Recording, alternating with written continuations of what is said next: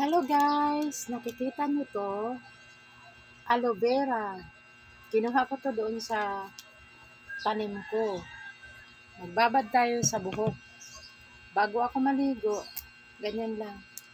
Bago ako maligo, magbababad ako muna sa anit ko. Ayan, ganyanin nyo lang guys. Tapos, ganyan. Ganun lang kasimple. Dito kasi malimit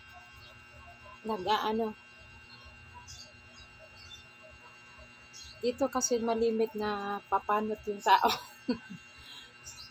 Kaya, kailangan nating alagaan ang buhok natin. Bago maligo,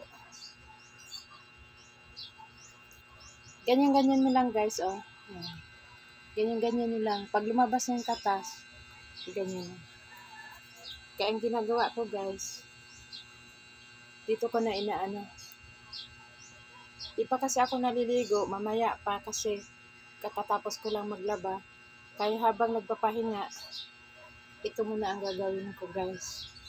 Magbabad ng buhok ng aloe vera.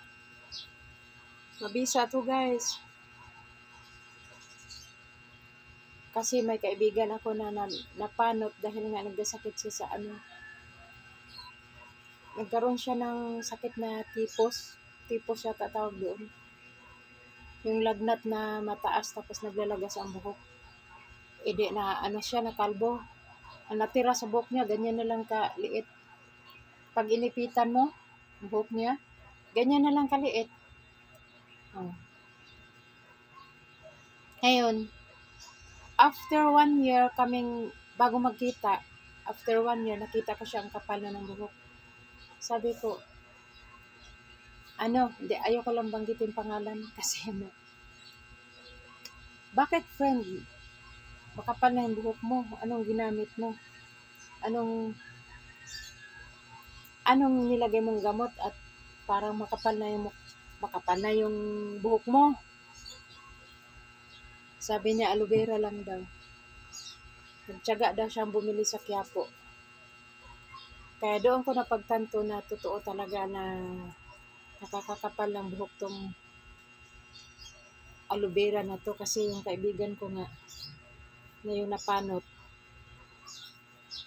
nagkaroon siya ng buhok. Ang kapal. Kapal ang buhok niya na. Dati kasi makapal ang buhok niya. Kaya, bumalik ulit sa dati yung buhok niya. Dahil sa aloe vera. Try nyo to guys. Tiyaga-tiyaga lang talaga. Kung may tiyaga, may nilaga. Ika nga. Ito.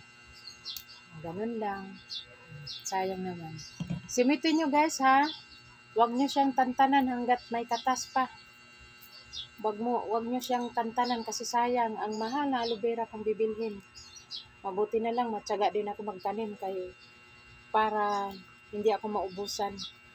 Kahit ulit-ulit ako magbabad, hindi siya mauubos dahil siyempre pag marami kang tanim, kaya dapat talaga huwag kalimutan magtanim ng aloe vera. Isali nyo pag mahilig kayo magtanim guys, isali nyo sa hilig magtanim ng aloe vera. Huwag yung kaligtaan ng aloe vera kasi syempre mahalaga sa atin ang buhok. Ganun lang guys, lagyan nyo lahat ng anit guys. Lagyan nyo lahat ng anit, ibabad nyo bago kayo maligo. Pwede rin sa gabi, bago kayo matulog, magbabad kayo, umaga nyo na banlawan. Pwede rin yun. Kaso sa gabi minsan tamad na ako kaya ngayong umaga dahil nagpapahinga ako galing maglaba. Kaya, by time ako maglagay. Pero kung gusto nyo rin, matagal ang babad, sa gabi kayo maglagay kung hindi kayo busy. Ayan. Iubos ko pa